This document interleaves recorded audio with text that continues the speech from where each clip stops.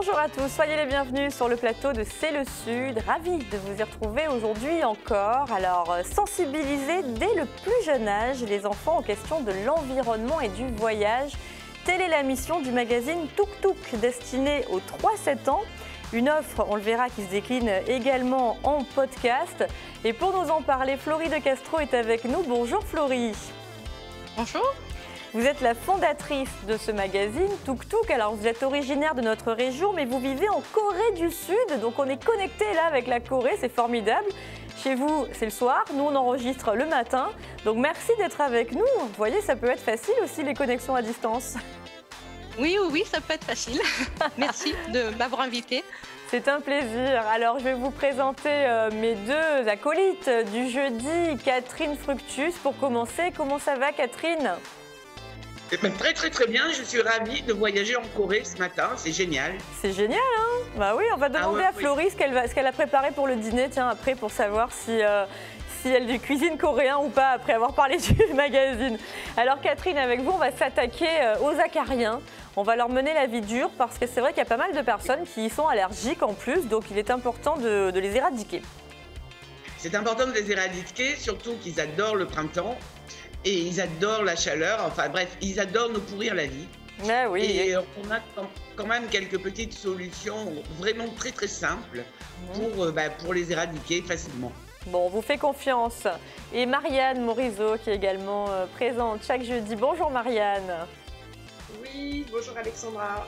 Quelques idées de balade avec vous pour ce week-end en espérant qu'il fasse un temps un petit peu plus clément qu'aujourd'hui parce que là, ça y est, hein, on annonce la pluie depuis lundi, mais là aujourd'hui, elle est bien tombée.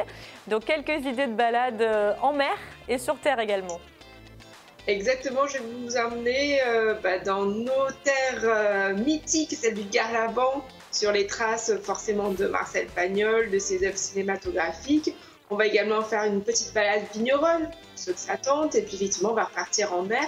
Et je vais vous parler aussi du phénomène Love on the Rocks, dont on avait sûrement entendu parler, ces petits galets colorés. Et bien voilà, si on avait trouvé, je vais vous raconter d'où est-ce que ça vient et qu'est-ce qu'on en fait surtout. Bon, génial. Mais avant cela, on retrouve notre invitée, donc Florie de Castro, qui se trouve en Corée du Sud, je vous le disais, pour nous parler de son magazine Tuk Tuk. Alors Florie, c'est un magazine qui s'adresse tout particulièrement aux plus jeunes, 3 à 7 ans. Qu'est-ce qui vous a donné envie de vous adresser tout spécialement à eux par ce média ? Alors, en fait, Tuk Tuk, ce n'est pas uniquement un magazine, c'est une marque aujourd'hui et tout un univers. Donc, en fait, on est parti du constat que les médias, en fait, pour la jeunesse, exercent une profonde influence sur le développement psychologique et social des enfants. Et que donc, en fait, comment rendre bénéfique le temps passé devant ces différents médias et comment transmettre en tant que parent ces valeurs, en fait, aux enfants. Donc c'est pour ça en fait que j'ai créé Tuk Tuk, qui est donc aujourd'hui un magazine, mais qui sont aussi des kits d'activités, un podcast, et on développe aussi de nouveaux projets. Donc voilà, l'objectif c'est vraiment de proposer des contenus ludo-éducatifs pour les 3-7 ans sur différents supports. Voilà, qui font découvrir aux enfants leurs racines, la beauté de la planète et de ses peuples, pour qu'ils aient envie en fait de protéger la planète et de prendre soin du monde qui les entoure. Alors on voit là justement, on découvre quelques pages du magazine, des thèmes donc liés au voyage, à l'écologie. Est-ce que votre souhait c'est d'en faire des citoyens curieux et responsables ? Alors on va dire que notre mission va être en fait d'accompagner les enfants pour qu'ils deviennent des éco-citoyens du monde et qu'ensemble on puisse construire un monde, on va dire, plus harmonieux. Et en effet, le magazine, on va retrouver, et dans tous les supports que nous faisons, donc 3 thèmes qui est vraiment la transmission et la découverte de la France, la découverte du monde et la découverte de l'environnement et de la biodiversité. Alors, sur quoi vous vous basez pour construire chaque numéro, justement? Est-ce que vous faites appel à des spécialistes ou est-ce que c'est votre intuition personnelle pour proposer ces moyens ludo-éducatifs, comme vous le disiez à l'instant? Alors, pour choisir la région et le pays, c'est un petit peu les régions et les pays qu'on a envie de traiter, mais aussi on travaille beaucoup donc avec, on va dire, nos followers sur Instagram ou sur Facebook, et on pose aussi la question à savoir quel pays les gens ont envie de visiter. Ensuite, il y a tout un travail effectivement d'édition. On a aussi avec nous une équipe de professionnels de l'enfance avec des instituteurs et des orthophonistes. Après, c'est tout un travail de recherche. J'imagine, oui, puisque ça s'adresse quand même à un public assez jeune, hein, je le répète. Donc la tranche d'âge, c'est 3-7 ans. Donc pour aborder ces thématiques qu'on a évoquées précédemment, ça se fait sous forme de jeu, bien souvent, d'articles, c'est plus compliqué, ou alors il faut que le parent soit mis à contribution? Alors souvent, quand c'est pour les 3-4 ans, de toute façon, les parents sont mis à contribution souvent pour un magazine, sauf sur certains jeux. Par exemple, on va avoir des cherche-et-trouve ou des autocollants où là, les enfants peuvent effectivement utiliser le magazine seul. Mais c'est vrai qu'en général, les parents sont aussi là. Mais dans le magazine, on va retrouver toujours des histoires. On va ensuite avoir des reportages sur la biodiversité, on va avoir des recettes, des bricolages, des jeux. En fait, c'est quelque chose d'assez complexe. Et on a toute une partie interactive où, par exemple, pour les animaux, vous allez pouvoir, à l'aide d'un QR code, écouter, par exemple, le cri du loup, mais aussi avoir une histoire à écouter en podcast. Voilà, il y a toute une aide. Le magazine, c'est vrai que 3-7 ans, c'est une tranche d'âge qui est quand même assez grande. Et il faut savoir que c'est un magazine, finalement, qu'on peut garder, relire et avoir en fait des choses différentes selon les âges. En fait, on va découvrir des choses différentes. On peut dire que c'est un magazine intelligent. Marianne, vous qui avez une petite fille, alors elle n'a pas encore 3 ans, mais j'imagine que ce genre de support peut très largement vous intéresser. Oui, ce qui est intéressant, effectivement, c'est cette multiplicité d'activités et puis la surprise de toujours avoir une thématique différente, de se dire qu'est-ce qu'on va découvrir. Et je pense que pour les amoureux du voyage, c'est aussi la première initiation avant de partir, commencer à leur faire partager ce qu'on aime. Donc oui, c'est une belle initiative, un beau support à faire découvrir. Catherine, vous qui avez des petits-enfants, est-ce que c'est un magazine que vous leur conseilleriez ? Ah oui, complètement. Moi, je vais déjà en parler à une de mes petites filles qui a 5 ans, justement. Ouais. Et je trouve que l'idée est vraiment excellente. J'ai juste besoin de savoir, ce magazine, c'est quoi? C'est un mensuel? C'est un trimestriel? Comment on peut se le procurer? Alors aujourd'hui, le magazine, c'est un trimestriel. Ouais. On peut l'acheter directement sur notre site internet. On n'est pas disponible en kiosque parce qu'en fait, on a aussi toute une partie, bien sûr, écologie qui va avec le magazine. D'ailleurs, le magazine est fabriqué en France, en Provence, à Miramas. Donc voilà. Et le fait, en fait, de faire produire, de vendre le magazine en kiosque, on sait qu'il y a beaucoup d'invendus. Donc aujourd'hui, nous, notre souhait, c'est qu'il soit vendu directement sur notre site internet par abonnement, ou on peut aussi l'acheter uniquement au numéro. Alors vous déclinez également l'offre avec des podcasts depuis tout juste 1 an, 2 histoires par mois avec des thématiques similaires au magazine. C'est une offre complémentaire ou est-ce qu'on peut utiliser l'un et l'autre indépendamment ? Alors non, c'est une offre qui est, on va dire, qui est complémentaire, mais en fait, dans chaque magazine, il va y avoir une histoire qu'on va pouvoir écouter en podcast. Mais sinon, en fait, nous faisons en plus de nouvelles histoires qu'on peut écouter gratuitement en podcast, voilà, 2 fois par mois, toujours sur une partie sur la France. On alterne avec une découverte du monde. D'ailleurs, on a un podcast qui sort ce week-end qui va être sur la fête de Holi en Inde. Et ensuite, on a toujours aussi quelque chose sur la biodiversité. Holi, la fête des couleurs, hein, c'est ça, c'est magnifique. Oui. Des pigments de couleurs qui volent dans le ciel, tout le monde s'en envoie et ils finissent tout colorés. C'est une belle fête, ça doit plaire aux enfants, ça aussi. C'est assez attrayant. Alors, Tuk Tuk, pourquoi ce nom? Tuk Tuk, est-ce que c'est la petite... Dites-nous. Alors déjà, en fait, c'est beaucoup sur la sonorité. On a fait beaucoup de tests avec différents noms. Et en fait, sur les enfants, ça passait bien. Le fait de la répétition, et voilà. Et ça entraîne quand même pour tout ce qui est voyage. Alors, vous levez des fonds actuellement. Une levée de fonds est en cours. À quelle fin, Florie ? Alors en fait, aujourd'hui, on travaille sur l'élargissement de notre gamme. D'ailleurs, on a un magazine qui est des cahiers d'expédition qui vont sortir à partir du mois de juin et qui sont en fait en partenariat avec des explorateurs. Le premier va être avec le programme Under the Pole, qui est un programme d'exploration marine et de recherche scientifique. Donc voilà, ça va être un hors-série. Et sinon, donc aujourd'hui, effectivement, on lève des fonds pour élargir la gamme, pour lancer des produits digitaux, mais aussi physiques, qui sortiront en 2021 et 2022. Et donc, pour nous développer rapidement et pour pouvoir embaucher, on travaille sur une levée de fonds d'amorçage auprès de Business Angel. Très bien, donc Tuk Tuk, on le retrouve, comme vous nous l'avez dit, via votre site internet, hein, donc il suffit de s'y rendre. On peut s'abonner aussi, oui, vous proposez, j'imagine, un système d'abonnement pour recevoir le magazine à la maison directement. Et voilà. On ne manquera pas d'aller y faire un tour, Florie. Alors, je ne sais pas si vous proposez une petite chronique culinaire dans votre magazine. Moi, j'ai très envie de savoir ce que vous allez dîner ce soir en Corée du Sud. Parlez-nous un peu de la gastronomie. Alors, je vais vous décevoir. Ce soir, je vais dîner français. On a une quiche Lorraine. Je suis désolée. Voilà. Mais sinon, dans chaque magazine, en fait, on propose effectivement une recette qui est soit une recette française, mais par exemple, dans le prochain magazine, nous avons une recette du Cambodge, puisqu'on part au Cambodge. Ouais. Et alors, une recette vraiment intéressante où, en fait, c'est un pudding à l'intérieur d'une courge, un pudding à la noix de coco. C'est excellent et quand on le pose sur la table, ça fait un petit peu bizarre puisqu'on voit la courge en entier, mais c'est excellent. Bon, sympa, merci pour cette astuce. Après, oui, la quiche Lorraine, c'est un peu moins exotique, je vous l'accorde, mais c'est très bon quand même. Désolée. Vous allez vous régaler, j'en suis sûre.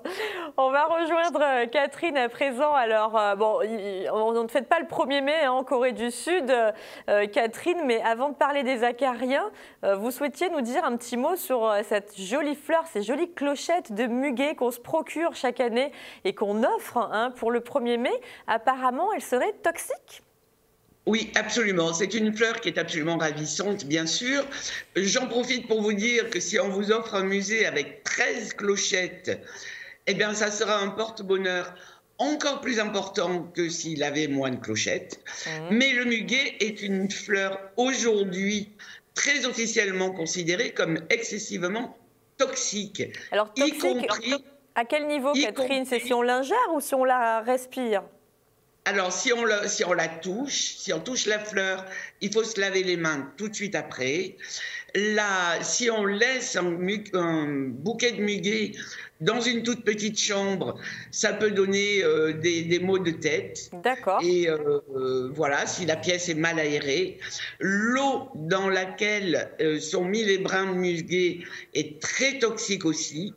Donc, il faut faire surtout très attention avec les enfants et les personnes fragiles. Ceci étant, dans la mesure où on est vigilant, c'est un bonheur d'avoir un bouquet de muguet le 1er mai parce que ça annonce le printemps aussi. Bien sûr, et puis c'est tellement joli, ça sent bon, mais on suivra vos recommandations. Alors, mis à part le muguet, il y en a qui nous cassent un petit peu les pieds, ce sont les acariens, surtout pour les personnes allergiques qui sont très sensibles. Alors Catherine, qu'est-ce qu'on peut faire pour venir à bout des acariens ?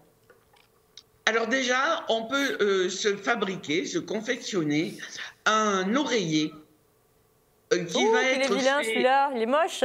Vous avez vu comme c'est moche? Oh, horrible. Celui qui est sur notre matelas, lui. Quelle horreur. Voilà. Vous comprenez pourquoi c'est important de nettoyer? Ah oui, je comprends mieux, oui. On va avoir du mal à se coucher ce soir. Alors, surtout qu'il existe plus de 7000 espèces d'acariens, ce qui est quand même pas rien. Énorme. En général, ils font beaucoup moins qu'1 millimètre de longueur, donc c'est absolument invisible. Et ils adorent toute la matière organique morte, animale ou végétale, en fonction de notre acarien. Donc déjà, petit oreiller, pour les enfants, c'est vachement bien en plus, qui est fabriqué de balles d'avoine, de blé, d'orge, de froment, d'épeautre, enfin peu importe, de céréales. Et il n'y a encore pas si longtemps, on disait que cet oreiller s'adapte parfaitement à la position de la tête et qu'il soutient les cervicales. En plus, il est anti-acarien, antibactérien et les anciens ajoutaient, je cite, « Il est excellent et bien meilleur que les oreillers de plumes qui donnent trop de chaleur à la tête. » C'est joli, ça, quand même. C'est mignon. Et vous parliez des enfants, mais nous, adultes, on peut utiliser ce type d'oreiller également?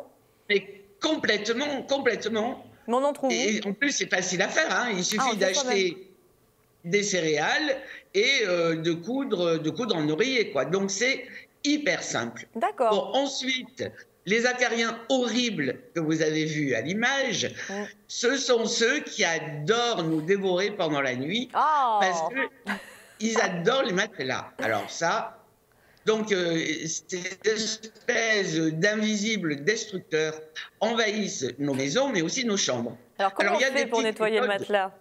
Alors c'est tout simple. Déjà, on va aérer longuement chaque jour sa chambre, ainsi que sa couette ou ses couvertures. Ça, c'est quand même pas trop difficile. Non.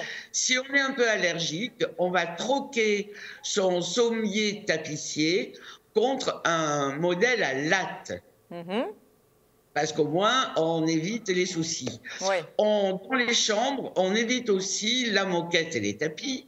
Ouais. Et comme les vieilles recettes n'empêchent pas de profiter de toutes les innovations, si on peut investir dans un aspirateur qui a un filtre, je ne sais pas si on dit EPA ou HEPA, ouais. C'est haute efficacité pour les particules aériennes. D'accord. Ça, c'est bien. Ouais. Et on va laver nos draps et nos oreillers et nos thés à 60 degrés, parce que là, les acariens, comme le coronavirus, n'y survivront pas. D'accord.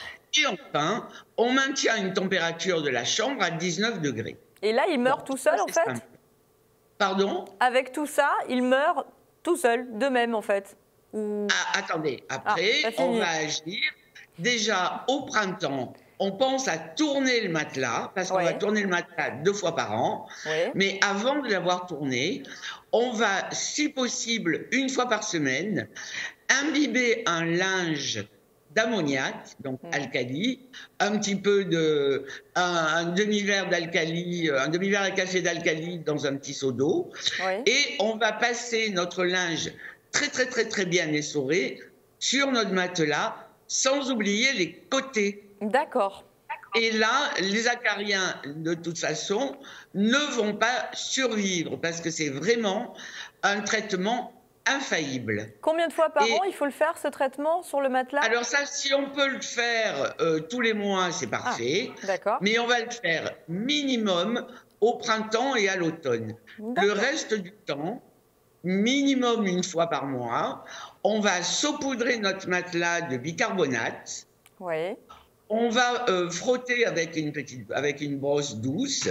On va laisser 1 heure minimum, un peu plus si possible. Ensuite, on passe tout bêtement l'aspirateur.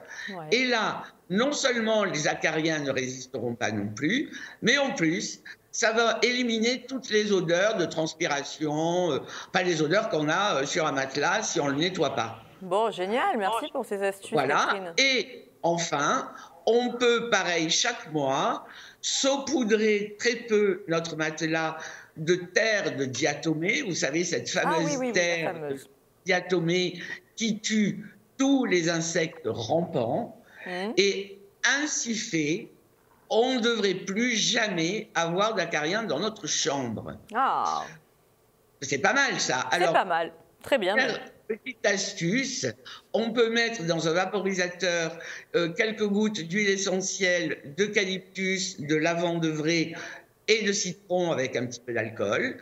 Et on vaporise le tour du lit avec tout ça. Et je vous promets que plus jamais vous aurez d'acariens sur votre matelas et dans votre chambre. Merci beaucoup Catherine pour tous ces bons conseils qu'on va suivre bien évidemment comme toujours. Alors, une fois qu'on a nettoyé sa chambre, on a envie un petit peu de prendre l'air. Ce week-end, j'espère qu'il fera beau temps et Marianne a sélectionné pour nous quelques idées de sortie. Oui, exactement Alexandra, on va croiser les doigts et puis je vous amène du côté du Garlaban, côté Aubagne. Déjà 2 balades sur un thème que vous connaissez forcément, celui de Pagnol et de ses œuvres cinématographiques. Mais c'est vrai qu'on les connaît, mais on n'a pas forcément le temps d'aller sur les endroits, sur ces lieux de tournage.